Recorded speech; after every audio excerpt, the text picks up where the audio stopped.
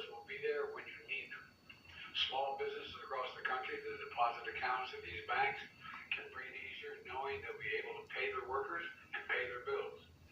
And their hardworking employees can breathe easier as well. Look, the bottom line is this.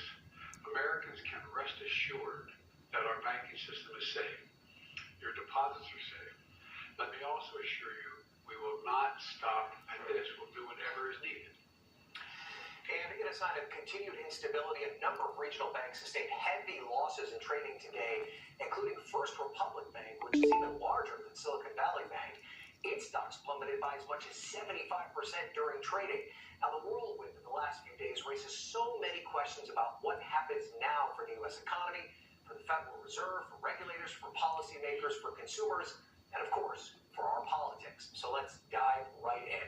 CNBC's global markets reporter Seema Modi is at the CNBC Global headquarters. CNBC's senior White House correspondent Kayla Tausche is here on set with me, and NBC News correspondent Jake Ward has the latest from San Francisco, as well as NBC News senior Capitol Hill reporter Sahil Kapoor on Capitol Hill. Seema, let's start with you. Now, how did these markets, and more importantly, the banks, react to the president's comments and the actions of regulators? Well, it was a volatile day on Wall Street. We started the day sharply lower. By midday, we were higher across the board to only end lower for the Dow and S&P 500, with the exception of the NASDAQ. But a very different story for the banks, which all saw their share prices turn lower as investors now try to gauge whether another regional bank could be next to experience a bank run, and how the onset of new regulation that President Biden alluded to could impact their growth and profitability. So tell me now, what does this mean for what do markets think, I should say, this means for the Federal Reserve and for interest rates? Well, the Federal Reserve is typically focused on jobs and inflation. That is their mandate. But with that said, the stress that we're seeing in the financial system tied to Silicon Valley Bank and Signature Bank, that is expected to be factored into this decision. It really will come down, though, to tomorrow's CPI report, the gauge we use for inflation. If it shows that inflation is still running hot, economists say it does leave the room open for another rate hike at that March 22nd meeting. And we're probably seeing a lot of how the economy is so intertwined, Seema. So take us through the evolution of the bank collapses we saw over the weekend, and what kind of ripple effect did we see after Silicon Valley Bank shut down? Well, it was an emotional weekend for many, and I think we sort of saw it play out today, despite the government backstop that was unveiled overnight, as well as the Fed revealing that emergency lending facility. The small and mid-sized banks trading sharply lower, which does suggest the market doesn't see the government announcement being enough. And for customers in Silicon Valley Bank, a sigh of relief, though clearly some concerns about the fundraising environment for startups across this nation. That is still weighing on sentiment. All right, Kate, let's turn to you now and talk a little bit about the politics of this. Talk about the Biden administration's response over the weekend and what's going to happen now. Well, we saw the FDIC take control of the bank on Friday. They began a frenzied search for a buyer. By Saturday afternoon, it became pretty clear that that deal was not going to materialize, or at least in time, to shore up confidence in the markets. We know that President Biden was on the phone with his top advisors, the Treasury Secretary, his NEC Director, his Chief of Staff, throughout the weekend, and even on Saturday spoke with the California governor to assess the situation and what needed to be done. Ultimately, the Federal Reserve and the FDIC brought this proposal to the Treasury Secretary. She and the president had to greenlight it by yesterday night, and they ended up including a Signature Bank, a second bank, in their policies, needing to close that bank because of those very real contagion fears. And certainly, they tried to shore up confidence in the market. We heard President Biden say again today that that was what he aimed to do, but as Seema was just noting, the market isn't there yet. Yeah, and the president, I'm sure from a political perspective, trying to convince us that there's going to be no cost to taxpayers. And maybe, when you look at it, literally that's the case. But there could be a cost to consumers by this action by the White House, right? There could be some different impacts to consumers. If you're an employee of one of these medium to small sized, in some cases larger startups that bank with Silicon Valley Bank, it could take a little bit longer for your paycheck to clear. If you're an investor in a 401k or in the stock market broadly, then you could see some balances lower for the foreseeable future as the market tries to digest this. And then there's the impact on interest rates. We're seeing interest rates lower today, and the Federal Reserve at its next meeting could forego another interest rate hike. Certainly for people taking out a mortgage or holding balances on their credit card, that could be positive news, although interest rates are still much higher than they were a year ago. And Caleb, the other thing, this morning the president said that his administration will keep the banking system safe and afloat. He said doing whatever is necessary, but as Treasury Secretary Janet Yellen said, had a bit of a different take on this. She said there'd be no government bailouts. Define for me what a bailout is and how that's different from what they're talking about. Well, perhaps to the American public, it's a little bit like splitting hairs, but the technicals of this, what the government is doing now, is they're using money from the Federal Reserve. The Federal Reserve makes its own money that's not appropriated by Congress by its own investing activities. And it's essentially looking at the money it has on hand and saying, how much do we have to inject into the banking system to keep it afloat, to instill some of that confidence. That's where the money is coming from. It's not coming from taxpayers and it's not coming from Congress. And then there's the Deposit Insurance Fund, where about $100 billion is sitting that the FDIC has collected in bank fees. And they're going to be using that to backstop the Silicon Valley Bank depositors, those companies who held cash in accounts that they're now going to be made whole for. So it is right technically that it's not coming from taxpayers, although I think the public is seeing $200 billion being injected from Washington. Tell me that's not called a bailout. Right, exactly. A distinction without a difference. The other thing that I thought was struck by with what the president said this morning is that he wants Congress and regulators to strengthen the rules for banks. And those are two different things, right? I mean, Congress makes the laws that the regulators then implement. What exactly could happen in that space? Well, I think there's a lot of focus on 2018 and some loosening of the post-financial crisis Dodd-Frank law. But when I talk to banking executives, the one thing that I'm hearing first and foremost is potential changes to stress tests. After the financial crisis, banks every year, couple times a year, they have to show the Federal Reserve everything that they're investing in, every single thing that they have at their company. The Fed looks under the hood and said either you're safe or you're not safe. Banks like Silicon Valley Bank didn't have to participate in those tests in a really fulsome way. There's also no test on interest rates. And what happens if interest rates move as high as they have recently? Because we're always fighting the last war, and those stress tests really focused on what happened back in 2008, and now they're going to have to be adjusted to what's just happened in the last week. I know. I think we were kind of living high on these low interest rates, right? We thought they would always stay low, and then the pandemic happened and everything that happened as a result of that. Let's get back to this idea of a buyer for SVB. Dodd-Frank is still looking for? Is that realistic?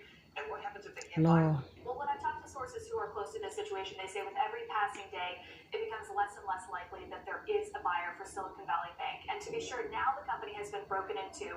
You have the core bank, which is those customer deposits that I was just talking about, the companies and the individuals who have cash in their traditional bank accounts. But then you have other businesses like investment banking, asset management for more wealthier corporate clients.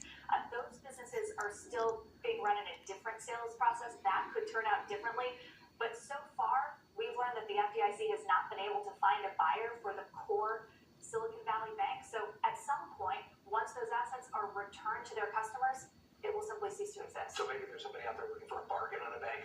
That's probably not something that I'm thinking. Well, if a company wants a bargain on a bank, they also want a guarantee from the government that if they find something they didn't know was there, that the government's not going to hang them out to dry. And so far, that hasn't been the case. Not that simple. Okay, amazing. Thank you for making us all a little bit smarter about this issue. Let's turn to Jake now, who is out there on the West Coast. What kind of reaction are you seeing from Silicon Valley?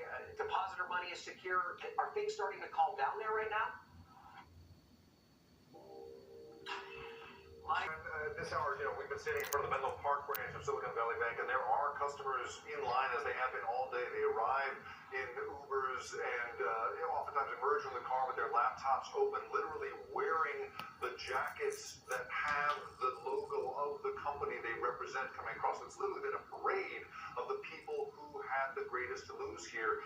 They do, at this hour, seem to be able to line up and apply through the FDIC personnel that are here on site for whatever they need. They have liquidity. We've been speaking to people across the tech sector, founders, startup CEOs, and people in charge of payroll who say, you know what, the money is moving again. But it's the ongoing reputational harm that is the problem. I was speaking to a venture capitalist earlier who deals in emerging markets, and he was telling me that clients of his who are in faraway countries that do not enjoy the same banking protections that we do are suddenly finding themselves wondering, why did I even bring my money to the United States if it was not going to be safe? Of course, those fears have been allayed, but there is this ongoing reputational worry. As one CEO put it, thanks to Trump for taking the Dodd-Frank law out. Yeah, let's expand on that, Jake, because as you point out, the actual physical are not So going to be protected. I was And so much angry of the at Silicon him Valley economy is the startup for economy. doing Venture that. capitalists pouring money into industries that are somewhat speculative. Could that impact everything? The collapse of this bank. Well, what's so interesting is that this bank is a very peculiar and particular creature. It was evolved specifically for the needs of startups, and that means that it was good at, or I guess one might argue at this late date, maybe not as good as we thought, but its skill, its promise was in theory, about finding companies that could not yet show a return on investment, but would down the line, and then offering them all the banking services that a traditional bank would not give that person. And that extended all the way to, giving the founder a mortgage or offering a short-term line of credit for a company that otherwise has no assets to show for itself. And being able to do that is part of what makes Silicon Valley possible, right? The big gambles that it takes to get the next Google off the ground had to do with the business model of something like this. But this is also a bank that, in exchange for a line of credit, would require, for instance, that the company keep all of its money inside this bank. So there were some mixed incentives here that it's not entirely clear were the prudent thing to do.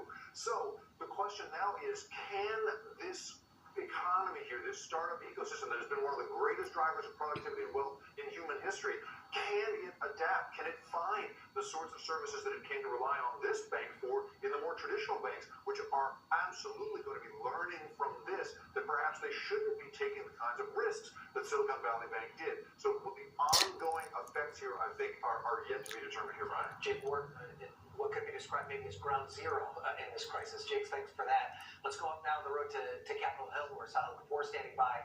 Sahil, give us the reaction that we're seeing from lawmakers on the Hill today. I know both the House and Senate are not in session, but is there any agreement between the lawmakers up there as to what led to this and what they can do to fix it?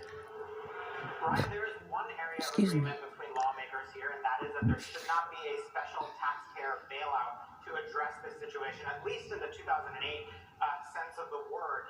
President Biden doesn't want that. Democrats certainly don't want that. And we were hearing from Republicans as well who don't want that. But beyond that, there's a lot of disagreement as to how we got here, as to what led to this situation, and as a result, what should happen next. You have some right-wing populists like Josh Hawley blaming this on wokeness and woke investments in things like clean energy and climate change. You've got progressives like Elizabeth Warren saying this is a direct result of financial deregulation, specifically that 2018 law that undid major parts of the Dodd-Frank financial regulatory regime for mid-sized banks between 50 But it's true. and 250 billion, which, by the I way, agree with her. And then you've got some moderates like Senator Mark Warner of Virginia. He's a Democrat who voted for Because that. I felt it. This is about mismanagement, saying it's about banking 101, and that this bank in particular. So a lot of people started becoming crooked.